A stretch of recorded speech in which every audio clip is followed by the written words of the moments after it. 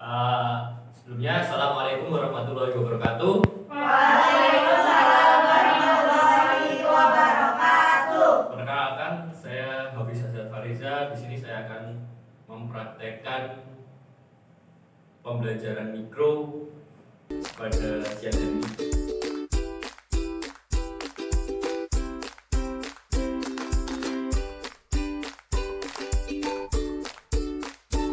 Sebelumnya, Assalamualaikum warahmatullahi wabarakatuh.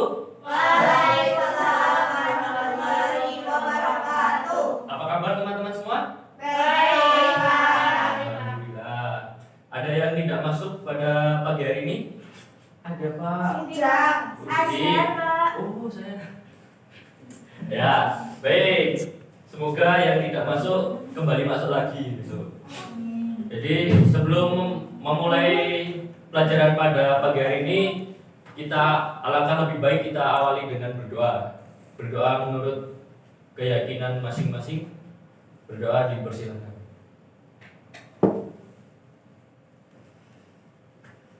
Doa selesai. Pada siang hari ini, ada yang tahu kita akan belajar tentang apa? Benar sekali, teks berita. Sebelum masukin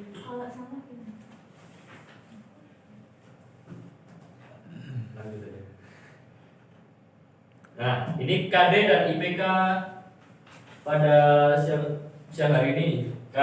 KD-nya adalah 3.1 mengidentifikasi unsur-unsur teks berita, membanggakan dan memotivasi yang didengar dan dibaca. Indikator pencapaian kompetensi 3.1.1 menjelaskan pengertian unsur-unsur berita.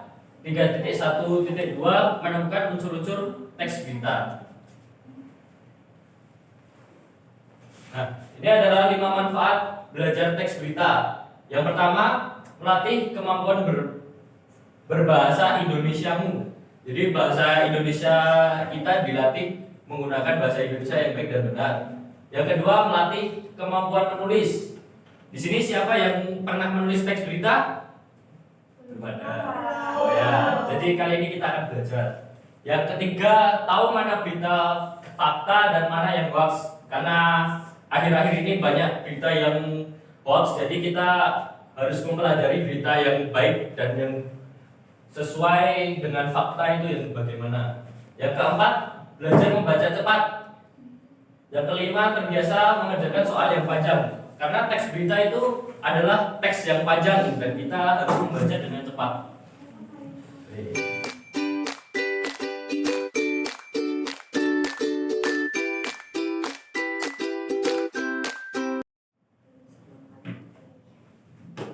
Nah, apa itu teks berita? Ada yang tahu tentang teks berita? Teks berita. Teks berita. Terus apa lagi? Informasi. Ya. Berdasar fakta. Benar semua. Nah, sebelum masuki materi, kita akan menonton video terlebih dahulu.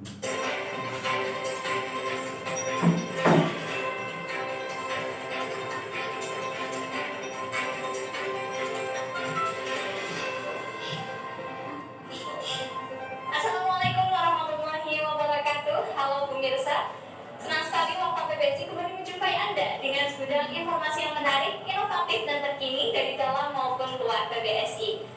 Pemirsa, pada tanggal 18 hingga 20 Juli 2022, Universitas Ahmad Dahlan mengadakan UADFED bertempat di kampus 4 Universitas Ahmad Dahlan, tepatnya berada di antara gedung 4 dan juga gedung 2 Universitas Ahmad Dahlan.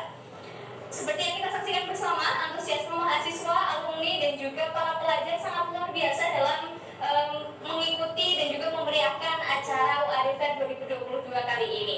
Rangkaian acara ini juga sangat beragam, ada education fair, job fair, hingga pameran kewirausahaan.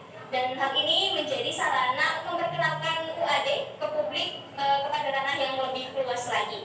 Di samping itu, kesempatan ini juga digunakan untuk memanfaatkan dan juga menumbuhkan jiwa entrepreneurship mahasiswa dan membangun hubungan kelembagaan UAD dengan dunia kerja. Di UADFED ini ada sekitar 108 stand pameran dan juga bazar. Salah satunya ada stand Pendidikan Bahasa dan Sastra Indonesia Universitas Ahmad Dahlan, yang mana ada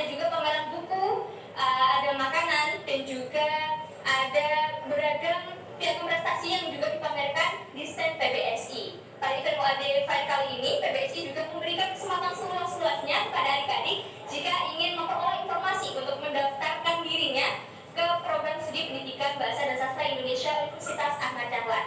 Kami menghimbau kepada Anda untuk ikut menyaksikan dan memeriahkan event UAD Fair, khususnya di stand Pendidikan Bahasa dan Sastra Indonesia Universitas Ahmad Dahlan. Pada esok hari juga ada closing ceremony yang dimeriahkan oleh bintang tamu ternama yang akan memberikan penampilan yang sangat luar biasa.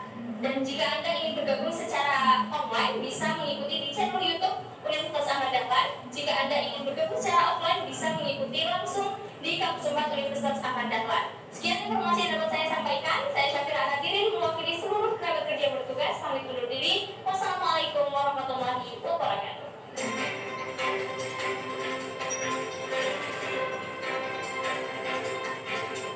Nah, itu adalah contoh berita. Dari contoh itu, kalian dapat menyimpulkan apa? Berita. Berisi tentang apa? Informasi yang peristiwa faktual dan aktual. Benar sekali. Lanjut. Nah, teks berita. Ini pengertian adalah pengertian teks berita. Pertama-tama mari kita kenali pengertian teks berita. Teks berita merupakan teks yang berisi segala peristiwa yang terjadi di dunia. Teks berita biasanya disebarkan melalui berbagai media seperti koran, majalah, radio, televisi, internet, dan media ataupun media lainnya. Nah, dari sekarang kan media kan banyak sekali, ada yang menggunakan ada media online, media koran, dan masih banyak lagi. Menurut KBBI, berita adalah cerita atau keterangan mengenai kejadian atau peristiwa yang hangat. Nah, dapat kita simpulkan bahwa teks berita adalah suatu teks yang menyampaikan kabar atau informasi kepada masyarakat tentang suatu peristiwa atau kejadian faktual dan aktual yang diinformasikan secara tertulis. Nah, teks berita adalah disampaikan secara tertulis. Oke, lanjut. Nah, ini adalah struktur teks berita. Ada yang bisa bantuin membaca? Ya. Oh iya, Pak. Siapa? Coba ya. Baik, coba. Struktur teks berita. Nah, kalian sama teks berita sudah. Lalu bagaimana ya dengan strukturnya? Struktur teks berita terdiri dari 3 bagian, diantaranya sebagai berikut. Yang pertama, ada orientasi berita. Orientasi berita merupakan bagian pengenalan masalah atau hal yang akan dibahas dalam berita. Kemudian yang kedua ada peristiwa. Peristiwa ini menceritakan tentang kejadian yang terdapat pada peristiwa atau hal yang ingin dibahas secara rinci dan berurutan. Ingat ya teman-teman, di bagian ini harus menjelaskan unsur mengapa dan bagaimana. Kemudian yang ketiga ada sumber berita. Sumber berita ini biasanya terletak di bagian awal berita atau akhir berita. Contoh, Yogyakarta, kompas.com. Korban kasus kupon wisata palsu di Gunung Kidul, Yogyakarta, terus bertambah.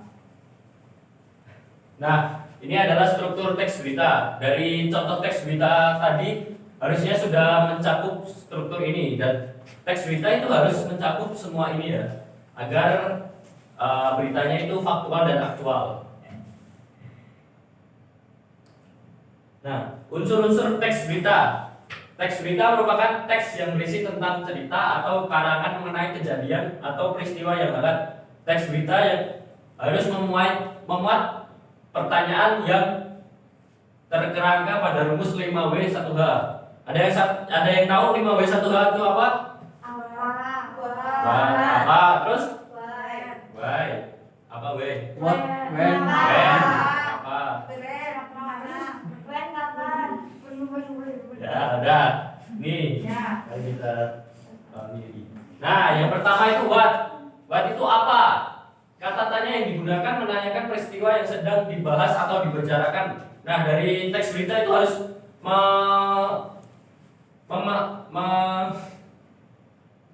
memasuki ada unsur what. Yang kedua itu where atau di mana. Kata tanya yang digunakan untuk menanyakan tempat atau lokasi peristiwa itu terjadi. Yang ketiga when, kapan. Kata tanya yang digunakan untuk menanyakan waktu terjadinya peristiwa dalam berita. Yang keempat who, siapa. Kata tanya yang digunakan untuk menanyakan orang-orang yang terlibat dalam suatu peristiwa. Yang kelima why, mengapa. Kata tanya yang digunakan untuk menanyakan alasan atau latar belakang yang terjadinya peristiwa. Yang keenam how, bagaimana. Kata tanya yang digunakan untuk menanyakan cara atau proses terjadinya peristiwa. Bagian ini biasanya diceritakan secara kronologis sesuai urutan waktu kejadiannya. Nah, dari teks berita ini kita harus mencakup semuanya ini ya, agar beritanya itu sesuai dengan beritanya itu faktual dan aktual. Nah, ini adalah kaidah kebahasaan teks berita. Mas Bagus boleh bacain? Kaidah kebahasaan teks berita. Kaidah kebahasaan teks berita diantaranya sebagai berikut. Yang pertama, penggunaan bahasa yang bersifat standar atau baku. Kedua, penggunaan kalimat langsung. Ketiga, penggunaan kata kerja mental. 4. Penggunaan fungsi keterangan waktu dan tempat. Yang kelima, penggunaan konjungsi temporal. Nah, ini adalah kaidah kebahasaan. Jadi kebahasaan itu harus menggunakan bahasa yang baku. Bahasa yang baku itu adalah bahasa yang sesuai dengan PUED, Pedoman Umum Ejaan Bahasa Indonesia. Yang kedua itulah penggunaan kalimat langsung. Kalimat langsung itu adalah kalimat yang konkret. Kata kerja mental. Yang keempat, fungsi keterangan waktu dan tempat. Yang kelima, konjungsi temporal. Berikut ini adalah contoh teks berita. Dibaca sendiri ya. Saya kasih waktu 2 menit. Bacain. Ya sih ya. Enggak, Pak. Oke, sudah 2 menit. Nah, dari teks berita ini sudah mencakup unsur-unsurnya bukan? Sudah. Nah, yang pertama apa? Apa itu? Beritanya apa? Kemerdekaan disuarakan. Oke, yang kedua di mana? Balai Taman Nasional Bukit Barisan Selatan. Baik. Bengkulu. Nah, yang ketiga kapan? Kamis. Kamis.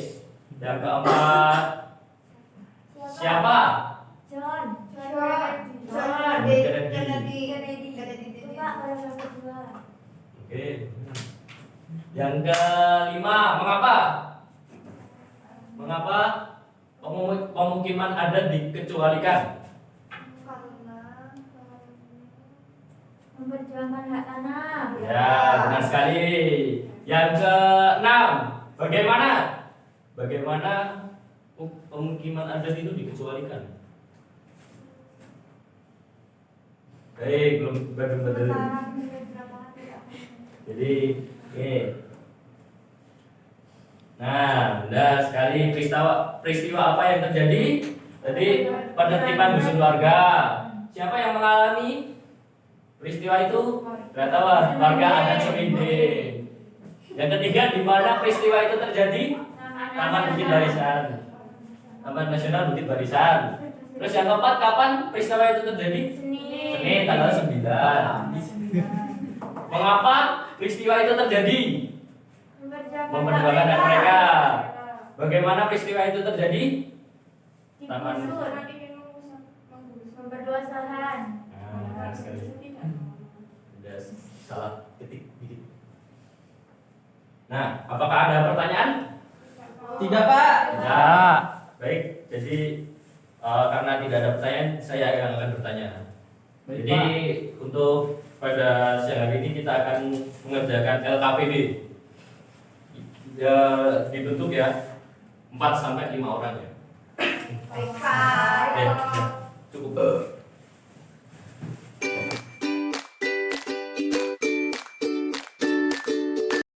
Saya tutup ya. Ya. Ya, Pak. Ada motivasi. Belajar adalah satu-satunya hal yang tidak pernah dilupakan oleh pikiran, tidak pernah ditakuti, dan tidak pernah disesali.